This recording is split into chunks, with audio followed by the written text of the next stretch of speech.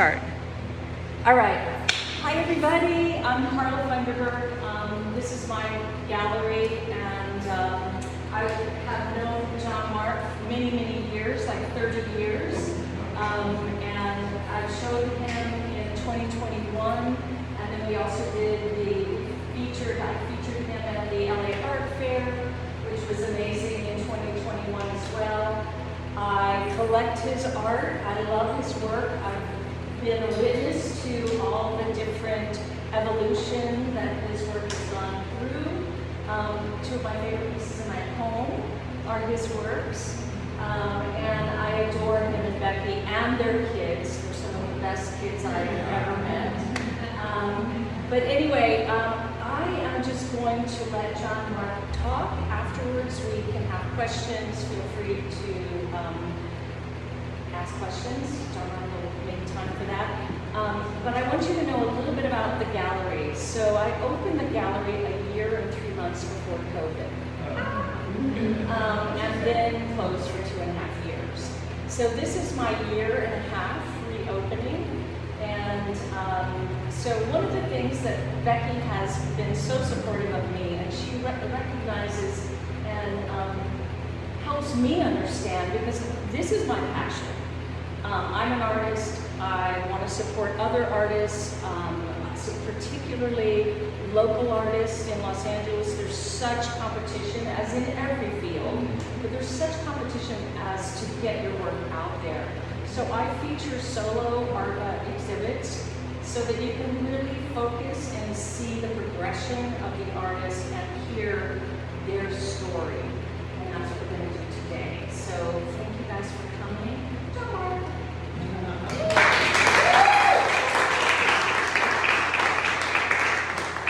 Thank you for coming. I hope not too many of you were coerced by Becky. Encouraged. I guess the way I'd like to start is to talk about my studio.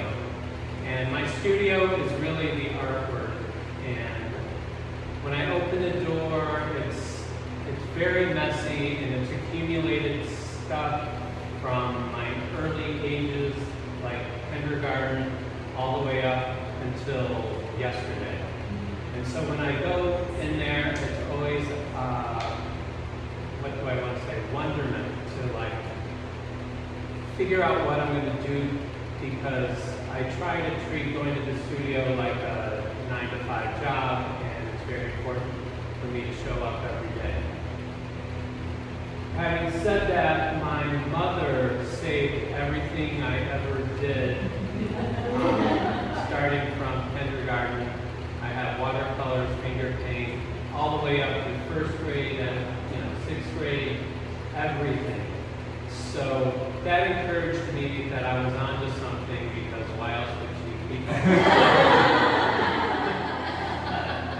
So because of that, I've been able to look back into my past whenever I felt like I didn't know what I wanted to say or what was going on in 1969 in my work, or just what was I doing. So it's been a great diary for me to have that as, what do I want to say, something in my back pocket to always use as a resource. And that's kind of how this show, Spot On, became what it is, because from afar it looks like an eclectic group of work that might not look like it fits together, but to me it makes very much sense. So I wanted the idea of Spot On, which I thought was catchy enough to want people to come and see it, but also I have been using discs and circles, which I used to not use as much. So that was part of the wording and phrasing of that. So you'll notice in the show works from the 90s and then the 2000s, 2010s, and then most of it is recent. And when COVID happened, I had to look in and this is what happened in my first show, I had to look within the studio and my materials and wasn't going to shows or museums because you look. And I was just looking, and I had all this paraphernalia and material just accumulating, and I decided to incorporate that into my work. So I started, I had old paint that using a drill, I had shredded into little pieces and then used that as collage and sprinkled it on wet medium surfaces so it adhered.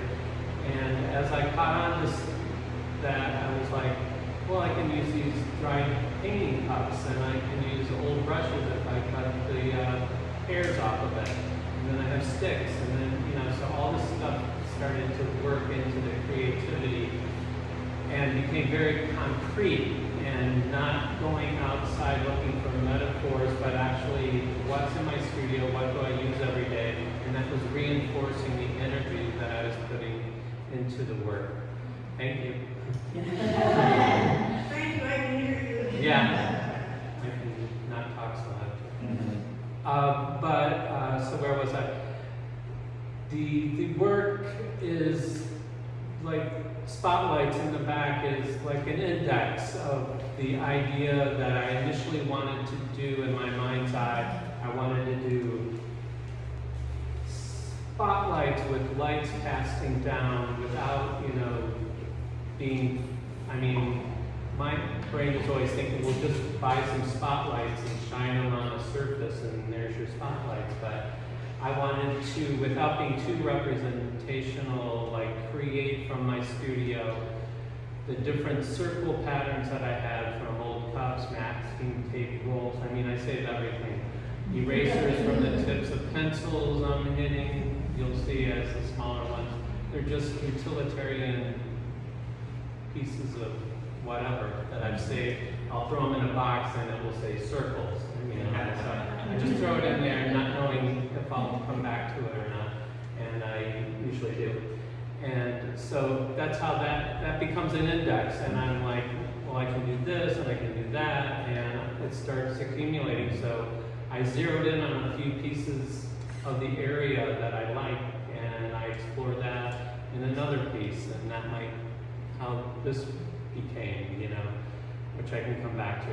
And just so I guess what I'm saying is I start with a piece and throw a lot of ideas at it, and I start taking away from that ideas and isolate them or accentuate those things and do it on another painting, and then it just goes boom and ricochets off.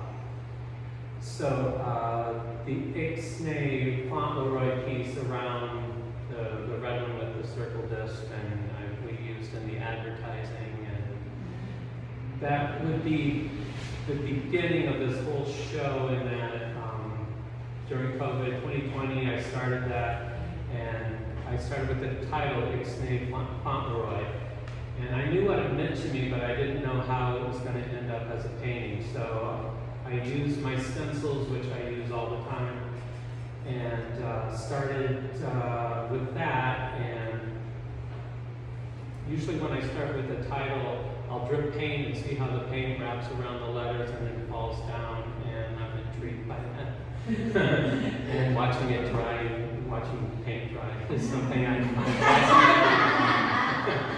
And I use it later on.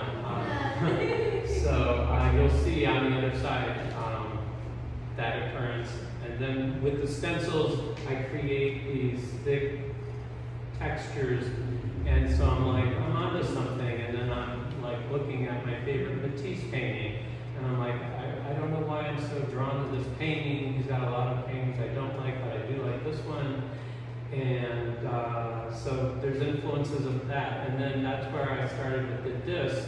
And I'm, like I said, I'm sick now. I'm like in the middle of COVID, and I'm like deliriously doing these little circle things. And I'm like waiting for it to dry, and my hair blower out to dry faster.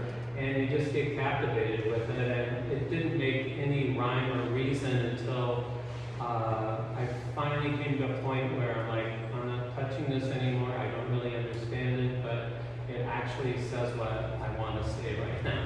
So that's how that piece got started, and then the intuitiveness of that really started making all these disc paintings happen. After that occurrence, I was working in my studio. Well, before I arrived at my studio one day, someone had thrown a rock through my window, breaking it, shattering it. It was safety glass, so it broke into thousands of little pieces. And my neighbors had come to the rescue because this happened like 6 a.m. And when I got there, they had taped up stuff, and they go, "We got him out of there before we took anything." And I'm like, "Thank you so much." And so the big boulder, which is that gold stone there, which I keep now as a relic. You don't need it. But you can see it as you're walking around. So that landed right in the middle, broken glass everywhere. It's on top of paintings, on top of stuff I mean, it really kind of, it was a beautiful shatter. And so I was upset, of course, and I started sweeping it and cleaning out the studio, and I was about to throw the glass away when I'm like, I'm so mad, but I'm not going to let this incident, like, you know, I want to keep the creativity going, and I said, wait a minute, I'm going to use this glass in something. So I swept it up. It's in a big bucket, and you can't just, well, I could, but I didn't want to. I had to wash the glass. So that became a whole thing. To wash safety glass is like, you know, crazy. Because it's little, and it will cut your hands on the edges and whatnot. Anyway, got to that, and sure enough, I loved it when I started using these little mosaic tile pieces, you know, clear. And I noticed when you put it on top of photos or other images, it just kind of illuminated them or magnified them and made it feel even more.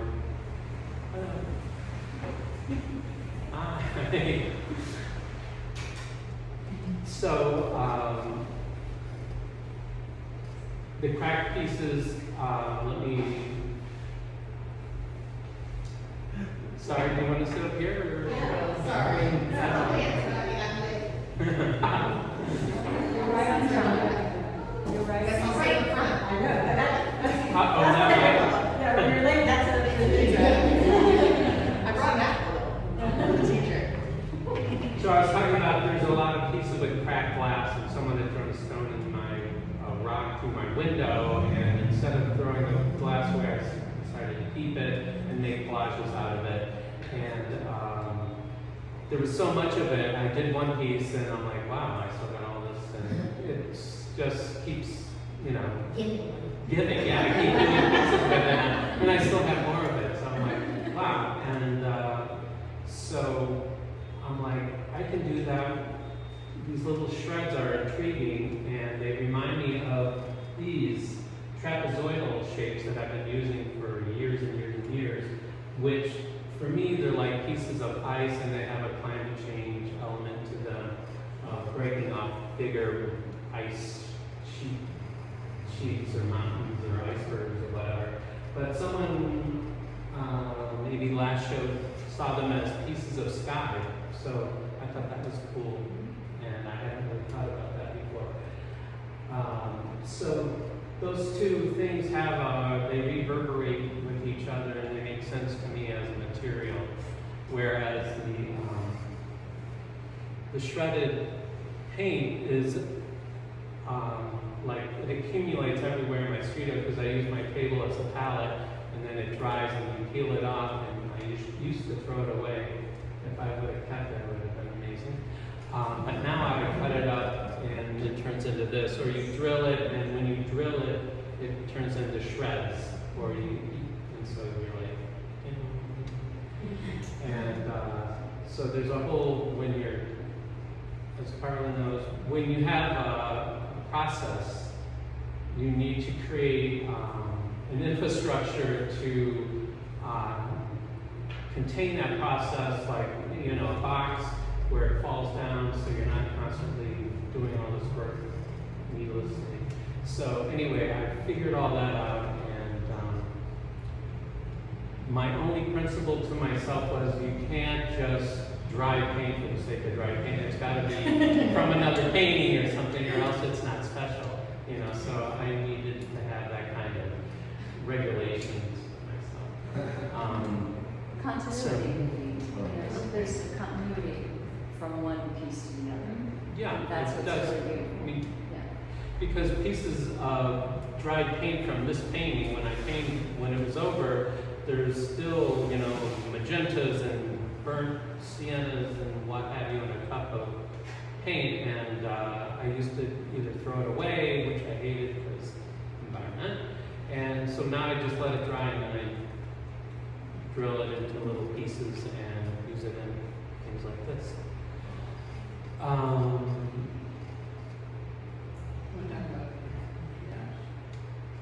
This is triage.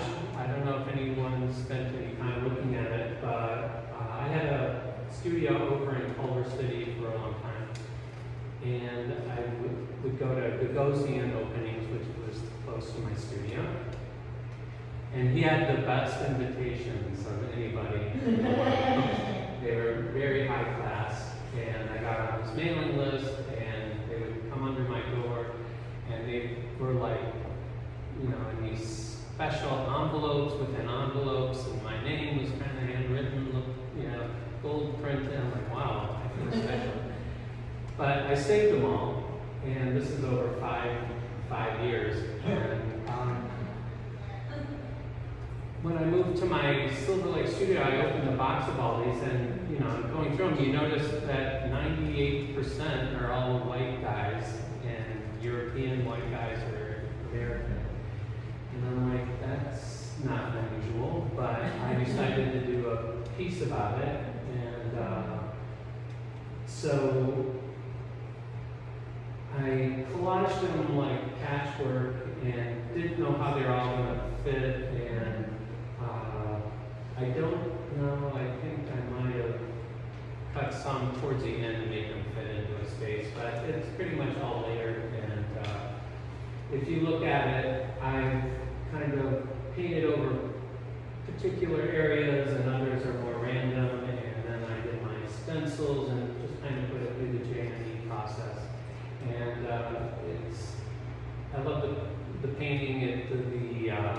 The phrase I used just came to me really immediately after putting it together, and the white square was right there, and I kept going, what am I going to put in the white square? You know, I was painting this for like 3 months, and then finally, Eureka, I know what I'm going to do, and so that's where that happened.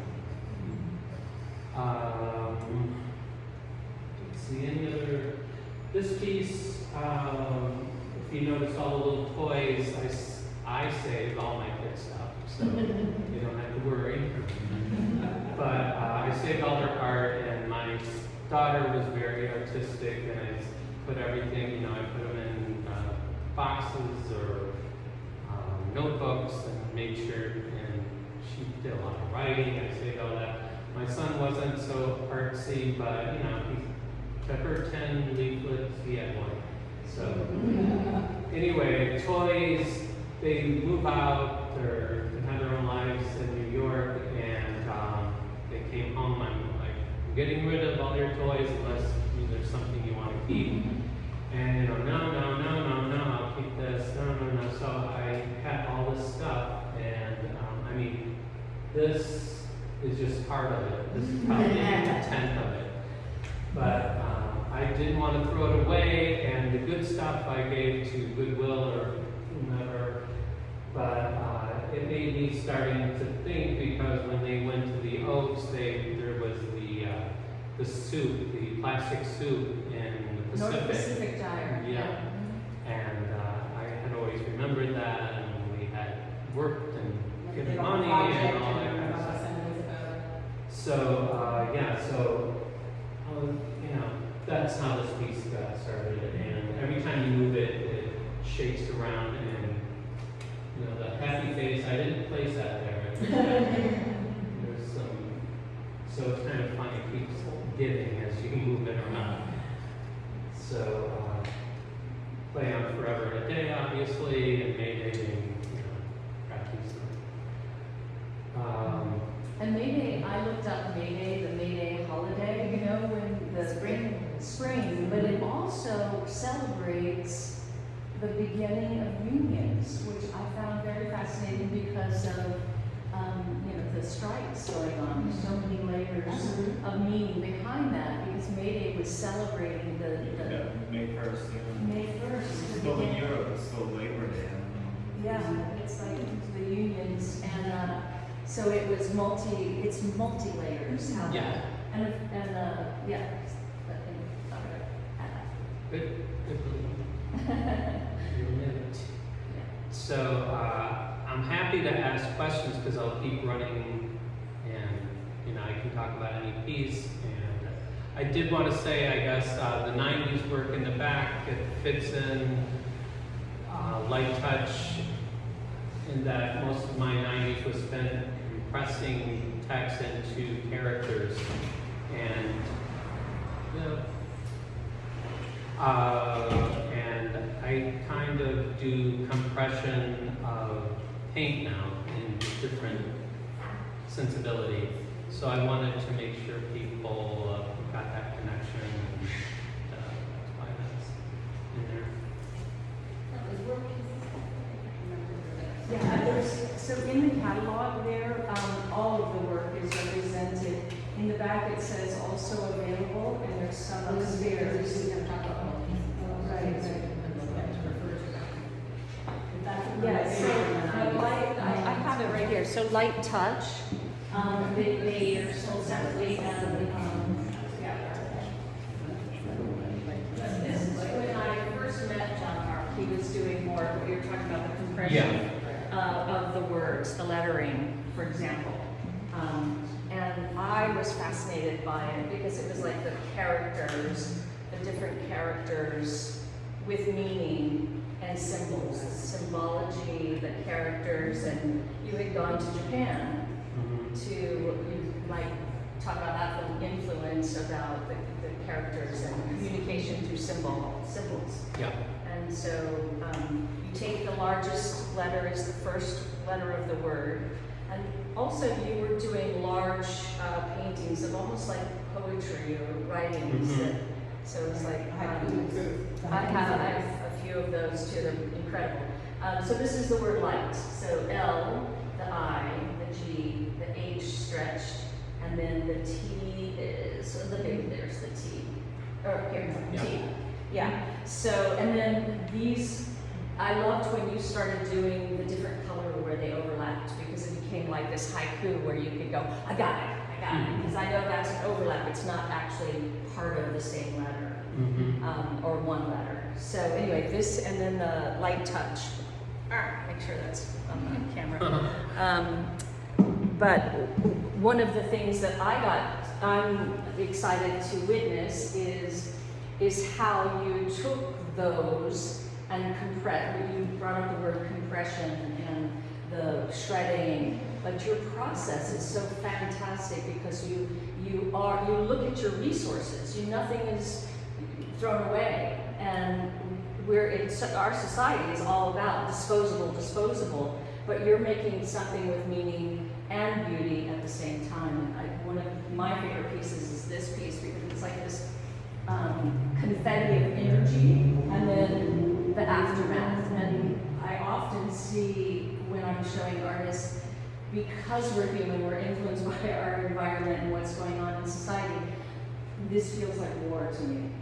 You know, and there's like the human element and then the aftermath of what we're doing. So I find so much meaning in all of your work. People come in and they find the humor, they see the connection, particularly the Forever and a May Day. People were looking at that going, I had that, and as a mom, I'm like, oh my God, I bought all that shit.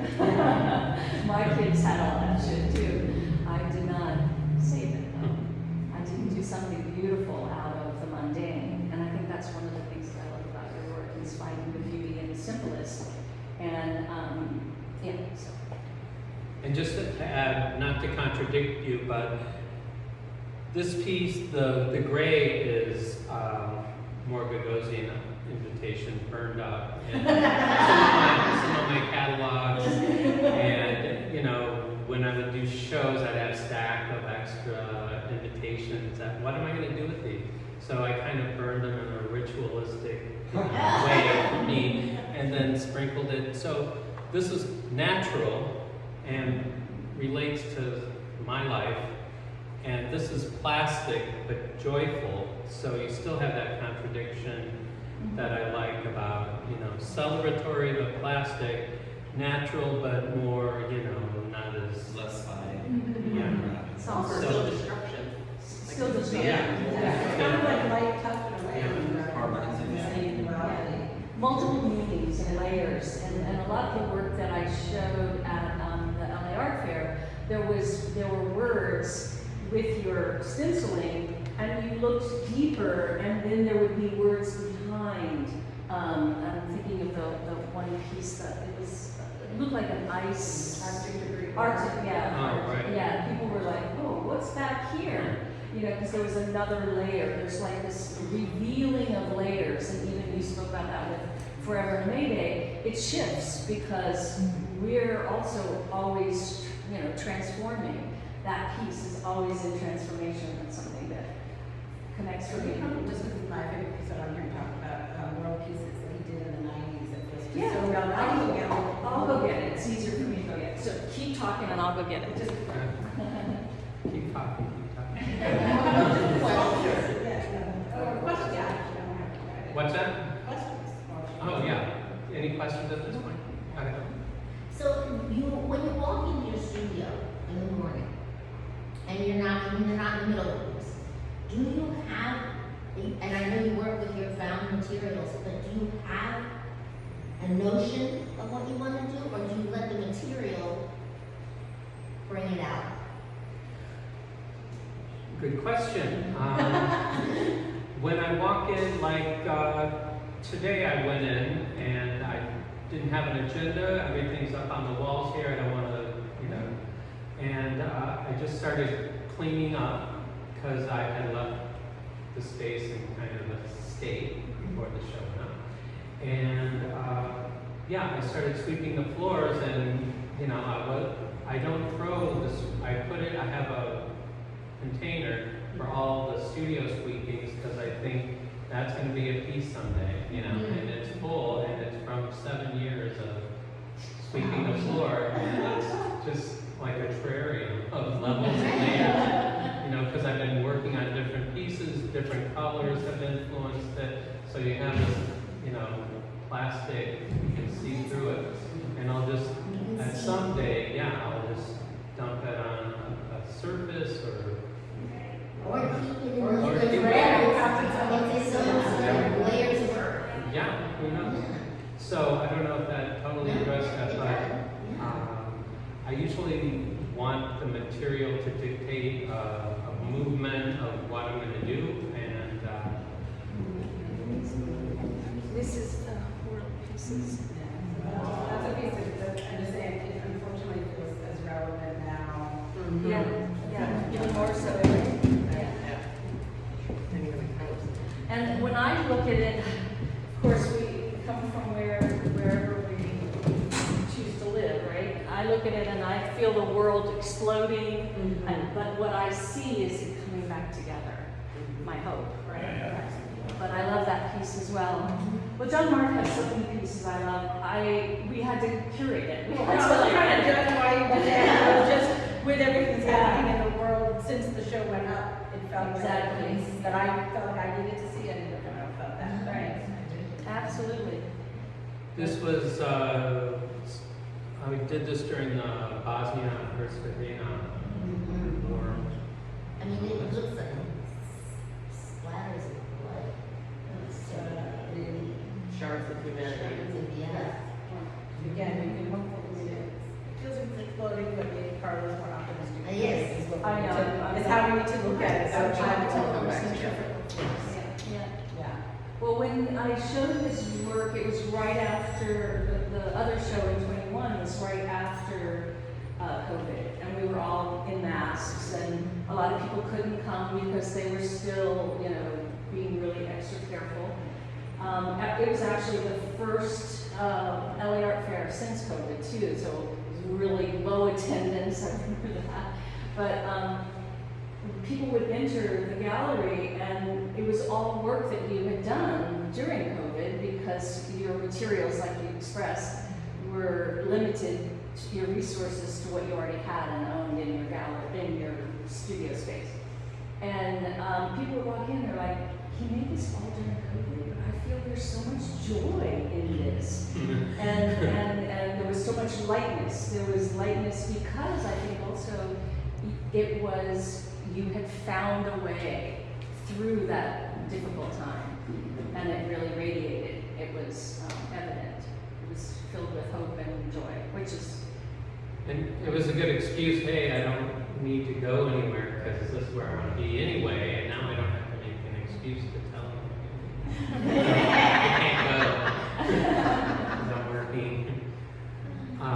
So, another question? Yeah, just, you know, since you work with objects from, you know, childhood, and are you, when you use them, when you work with them, do they carry memories for you? Do they take you back? Or are you not aware of the connection that material has to your own life or your own biography? Are you aware of that?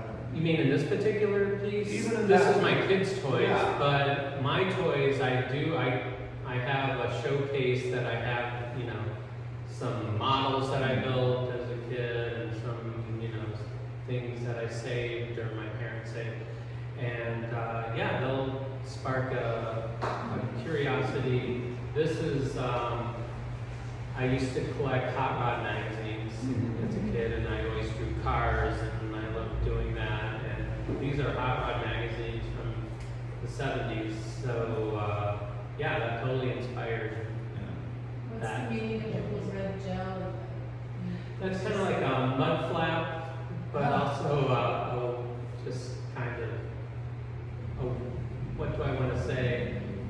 A way to look at things through rose. Screen. Yeah, screen. It goes over the word or the flame, so it actually has a personal resonance. I had a book called How to Write Secret Messages and Codes, and it came with a little red thing, and you would write in blue, and if you put the red thing over, it'd go away. So that's kind of like that. Did that? Yeah, it's always, I'm always looking at my, not always, but I mean, I enjoy looking at, like, why did I do this stick figure with, you know, I had won an award in kindergarten for this finger painting of a boy, you know, and it's called Boy. And my dad told me that, yeah, they selected it because you drew fingers on your hands, and most kids don't do that. And so I'm like, oh, wow. That's why I'm wondering. It's not that good, really. But, you know, I've had some hands on it, so fingers. So, yeah. Makes sense. And one second, and that hung in my parents' like living room for years, and I'm like, why is this up here? We're proud of you. I'm like, yeah, but I'm 25 now. I don't see So anyway, yes. I'm curious about the letters. Are you those the stencils? Is that what you mean? Yeah. Stencils? That mean that they don't seem to spell words, but there's a lot of repetition and different directions that they say. I'm just curious about the whole thing. Yeah, the stencils, the positives or the letters themselves are part of a different project that I have, and it's called Debris, and it's mountains of letters that I use in collages or during the piece, the debris piece, I was selling letters by the pound like you would marijuana. It was during that time when cannabis stores were just opening up, and the conceit was get high on words or get high on poetry. So I was selling phrases or encouraging people to buy a pound of letters so they could make their own words. And I did long poems and put them in a jar, and then you were supposed to put them. Anyway, I had all these stencils, and since I don't throw anything away, I need a t-shirt. I use those like you would a silk screen. You put the stencil on, you put paint, and then you peel it off. And then depending what kind of paint it is, if it's thicker or thin, it'll drip down or it will stay in place. Or if the painting is horizontal or vertical, it drips or it stays in place. And yeah, I just build off of it. I tend to not use words so much. I just like looking at the formations of the letters.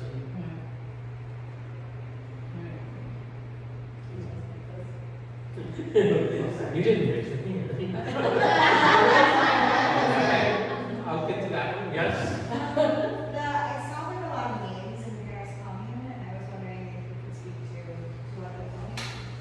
Yeah, the Paris Commune. That was poets and artists took over Paris and most of France in, I think, 1871 for like 3 months. There was a power vacuum, and no one was running the country, and so all these great poets and writers and artists just kind of took over and started running the country, and then they ran out. Went from bad to worse, but I always thought that was really fascinating, and so those are some of the major players. There's women and men in there, and Courbet is a very popular, recognizable artist, and I think Hugo and some other. So I wanted it to look like a street map with points of interest and then their names. When you go to Paris, you see all these honorary boulevards and such. Okay. Oh yeah, this piece. Has anyone have you looked? This piece started in a bucket. 5 gallon. 5 pound? Gallon. 5 gallon, yeah. I'm having I think some pollen or something in this. I'm getting a tear right now. You're 5 safe gallon. here. You're safe here. Okay. Don't go out. A 5 gallon, and I use this paint to paint graffiti off my building every week or whatever. And for some reason, I switched to gray because I thought the beige wasn't working for me. It's either encouraging graffiti or something. So I turned to gray, and I still had about this much left in the 5 gallon bucket. And so I just kind of put it under my sink for a couple of years, and then I stumbled upon it, and I opened the lid, and I'm like, ew. And I didn't want to throw it away, and I could have gone and had it recycled or whatever, but I took the lid off and put it out in my back area and just let the sun dry it up, and it became this thing. And it's a disc, and it's all cracked, and it looked beautiful. And so I would do walks, or I still do walks around Silver Lake, and I noticed this fallen weed. I think it is a weed. Maybe I'm allergic to the weed. And grabbed it and stuck it in the middle. It kind of has a Beckett, sensibility to it. And I just really, I did another piece in my first show here with all the dried paint from the paint cups and just stacked it, and this kind of feels like it was part of that. But yeah, Okay. I'm just intrigued. Yeah. So you spoke about graffiti on your building. So I've had graffiti few times on my building, but they only graffiti the glass. It's been escalating. This last time, it was a lot of graffiti. They avoided the stucco, which would be harder to get off, and they avoided JonMarc's name. So when I told JonMarc, in keeping with his, like, I'm gonna make something beautiful out of it, keep it, this is a gift to JonMarc from me for you to use in your next show. Wow. This is the graffiti that I scraped off the glass. So now you have another piece. I've been holding that for when he comes back. And we broke the glass. But he did, they didn't, it was interesting, it was like it was weird, like all the other buildings got, hit pretty hard, but they avoided his name, so it was like some sort of level of respect in an interesting way. Or, again, as an optimist, that's what I'm saying to myself. Yes, Marie. One takeaway for sure, listening to you and also seeing your art, the word play, in the truest sense of that word, comes in. And I just love it. The fact that that's what, artists ultimately are meant to do. And I really see that in everything, as well as hear it from you. So my question on the heels of that is, I wonder, when you started as an artist and developing, as you were developing, were there any, quote, ideas, unquote, or any kind of themes that were, in fact, in back of your mind as you were moving through the years of creating? Thank you for that. Yeah, play is really important to me. That's what keeps me going as an artist, because otherwise I don't know why I'm still doing it. But it is fun. I love going to my studio every day. I remember my first year of art school, professor telling me, viewers only spend 5 seconds looking at a painting, and 3 of those seconds are looking at the didactic or the information underneath the painting. So that always stuck to me as like, part of being an artist or part of being a painter is you want to make the viewer stay in front of my painting as long as possible and look at it and figure it out. And that's why I use puzzles and games or wordplay and using different materials just to, because I feel like if you force or keep the viewer looking at your work, they tend to become more patient people and will spend more time looking at other things in the world and not just. But that's my conceit.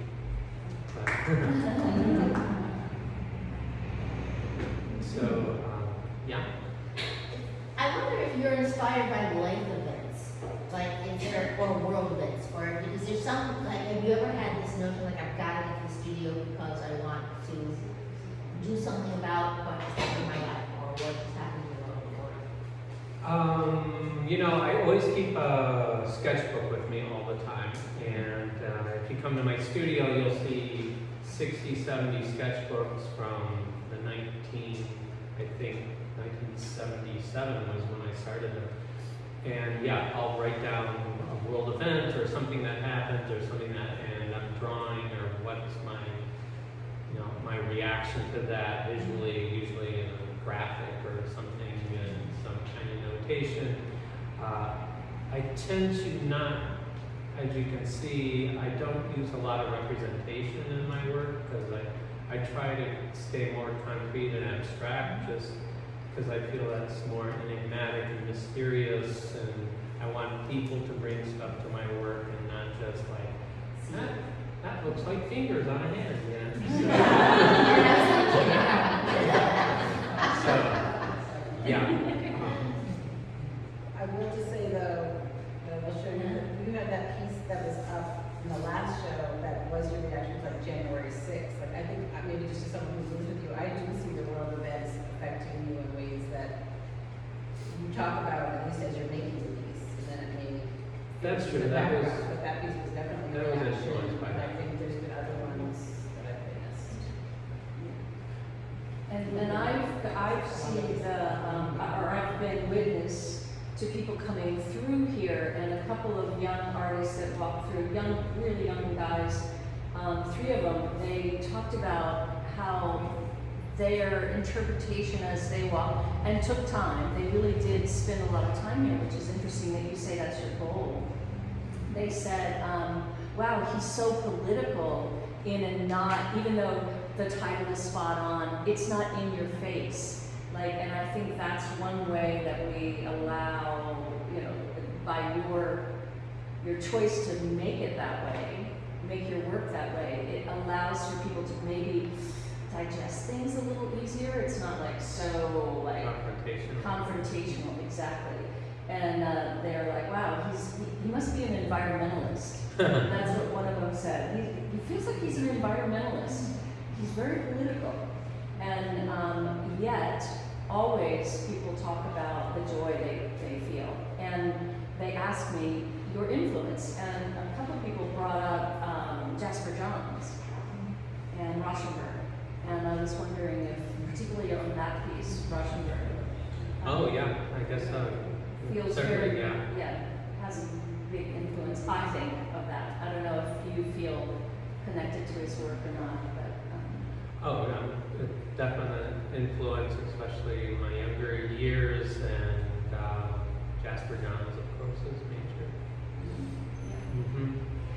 One thing that you said, and I was reading, you know, I know you, but I like to, before the, you know, artist talk, I want to always review, right? So I'm reading about your bio that you have on your website. And one of the things that struck me, and it was really beautiful, is I think about, even you said, there must have been something special because my parents kept it all, right? Yeah. Like to have an understanding of who you are at such an early age is such a beautiful gift.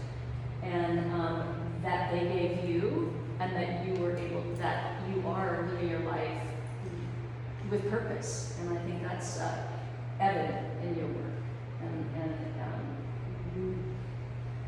There is a meaning, like an underlying meaning and purpose in your work that makes people want to explore it and look deeper. And I use that term on your work, not in every artist, but in your work particularly. It feels that it makes me want to know more, and that I really value. Thank you. Yeah. It's, I was fascinated by people who know from Yes. such an early age, and you knew yeah. you wanted to be an artist from an early age. Because I was, when I've talked to people who, you know, I won't say to my brother, I'm not going to say what he does now, but when I say to him, if you weren't doing what you do now, what would you be? And he said, shortstop or games.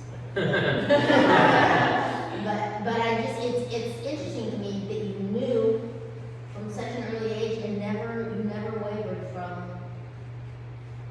that goal. Yes. A lot of people have asked me, does he make a living? Like he does this full time? And that fascinates a lot of young artists. And I do have a lot of young artists that come in here because they're looking for representation and stuff like that. And it's encouraging. That in itself brings like hope for people. Like I could do that, and that's also a great gift. Yeah, well, when you're in your 20s, you're doing your art, but you're also supporting other. I ran a gallery and supported or showed other artists, and you know, curated things and learned to write grants, and you do all sorts of stuff to keep the work alive.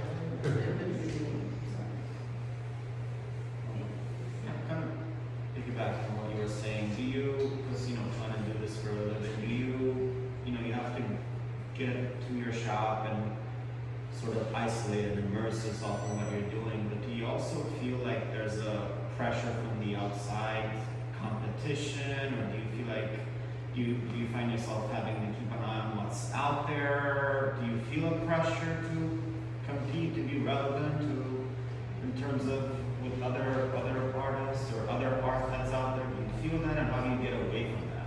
I don't really do that. I'm not a very competitive person in that regard, and I have a trajectory that I'm on that it has to make sense to me and work within something I started a long time ago, and it's got to, fit that. And so,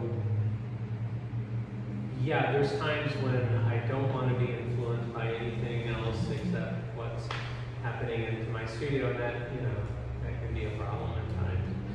But other times, you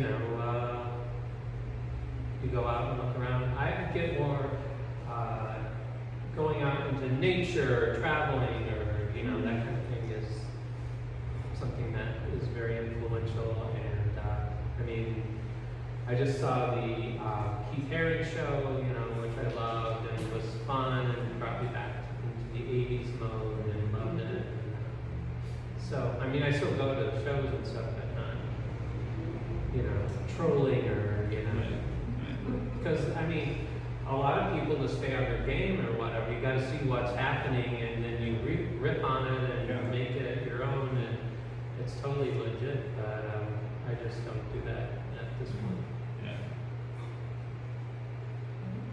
Tell me about sharp pants, because it looks like a departure. I'm interested in how that came about. Sharp pants, well, it's from The Rock. Right. The Rock got thrown, and had all this glass.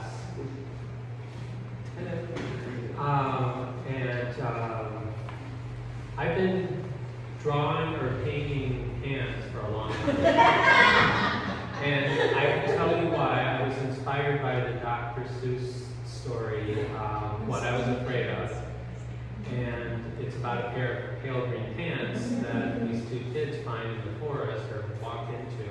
And it scares the, mess out of them, and it scares the pants, and it goes running. And that is the direct relationship with pants. But if I have pants, when I don't know what I want to do or do, I draw pants. Or skirts, or t-shirts.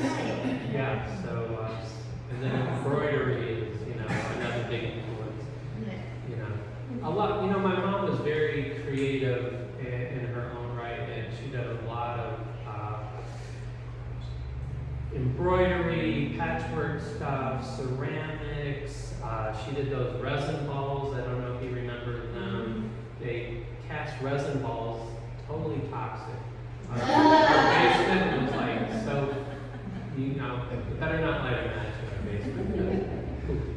And my dad was just like, she's working on something. And what she was working on was like, there's these resin balls that are about this big, and you put like 20 of them together, and then it looks like a cluster of grapes, and it really smells, and they're amber colored, and she did that for like 2 or 3 years, and we had them all over the house. So she gave them away for Christmas.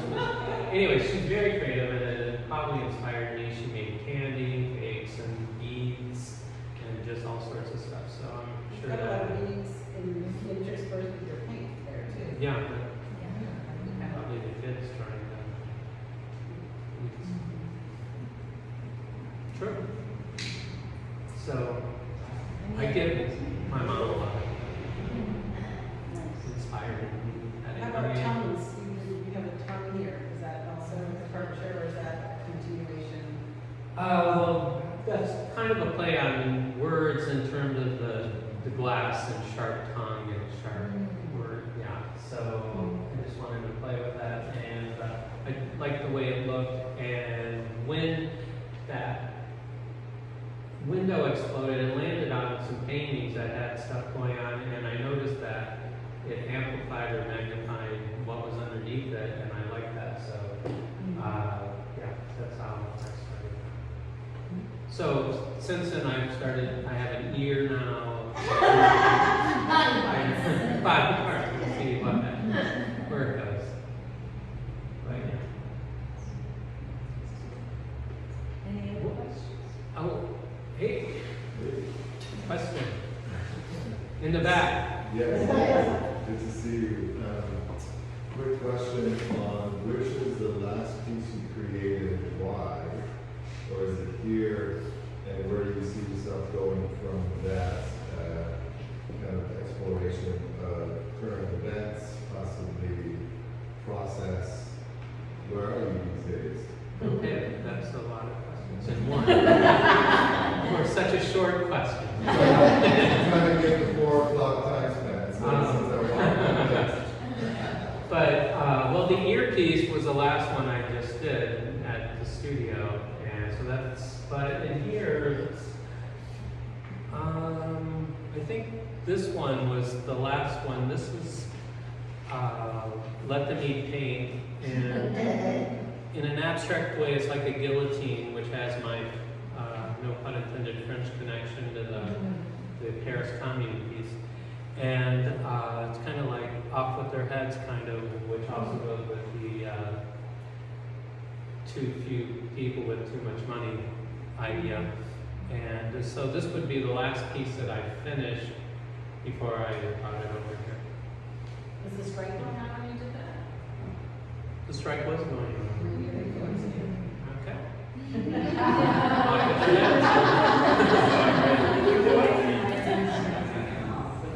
So in terms of current events, well, we were talking about this piece.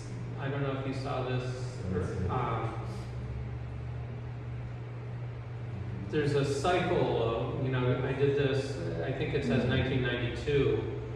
And so, yeah, it's a reoccurrence, unfortunately. And some topics I just can't kind of deal with, at least immediately. I don't want to just immediately jump on an issue or a problem or a situation.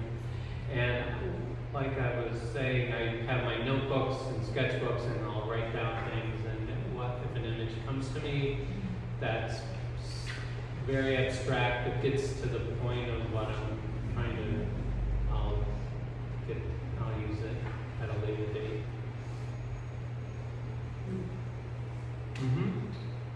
Me? Yeah. I know I've been telling that you use pretty much acrylic as your medium. Have you ever explored oil or watercolor or gouache, any other? Definitely gouache and watercolor. Oil I just never got into because of the smell in my house, and in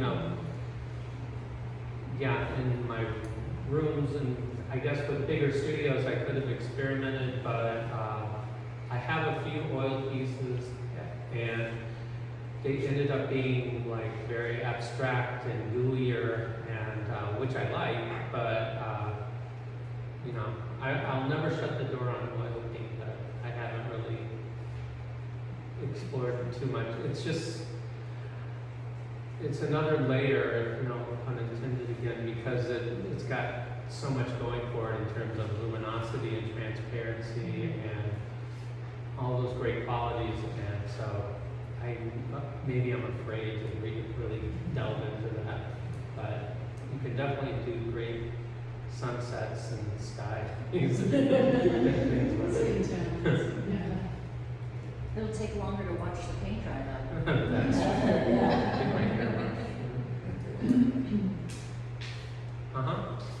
Other than the sweepings, is there like an object that you've been like waiting for the right inspiration in your Besides the what? The sweepings that you've done?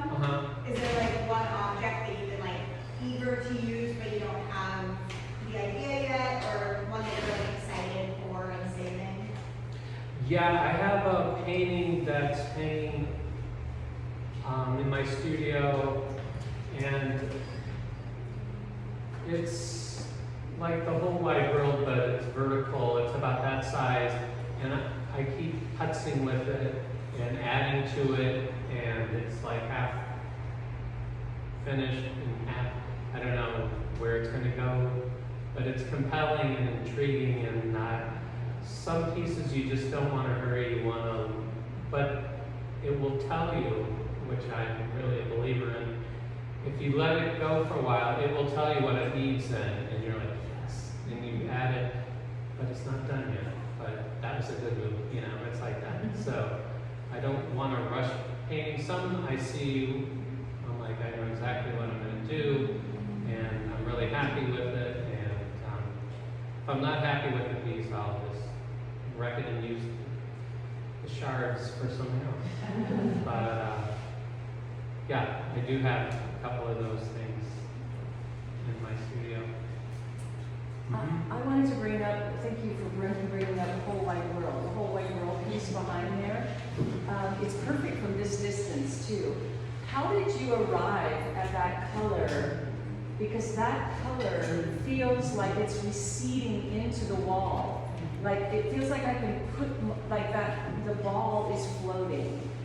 Not just floating on something flat, but floating on something like you can, like it feels like a James Turrell, except he does it with light and you're doing it with color. How did you discover that color? And like that, I mean, we see that color all the time, but is it because of the gray? Like, what is it? I think the gray is doing that for sure. And that paint is like 4 or 5 years old. And what happens to acrylic, if you leave it long enough, it will create a mold on top. And if you take the mold off, it will grow more mold. And if you take that mold off, it starts getting more refined and pure in the color, the pigment, in the powder. And that's one of those instances where I just kept taking the mold off, but not knowing what I was going to do with the paint. And I didn't have a ton of it, so that's what that is. Yeah, that is such a powerful piece. Which came first, the wording or the painting? How did they really relate to each other beautifully? Which one was first? The words came first. I knew I wanted the words that had been in my sketchbook around the whole frame of the sketchbook, and had a big blank right in the middle of it, and it was in the middle of my sketchbook, so I'd always pass it while I'm working, and I'm like, what am I going to do in the middle of this, or not, you know? And I finally had my personal eureka, and it, you know, I didn't draw it out at first, I just knew what I was going to do, and did it. The whole world. Yeah. So you said something that I live my life by, and and I appreciate that you brought it up, because art is life and life is art. I mean, we can't really separate ourselves from the work that we do. And you said, I ask and the answer comes. That is so beautiful. That is so meaningful on so many levels, not just in making art, but in whatever choices we make during our lives. Ask, and then you find the answer, and then you act on it. And I think that's what's so powerful about the work, is that you're acting on what you hear. And so many of us like, oh, what should I do? Oh yeah, but not that. And we don't do what we're led to do. And I think that's what's so powerful about your work, is you say yes. Yeah. So thanks. Thank you. I'm a big fan.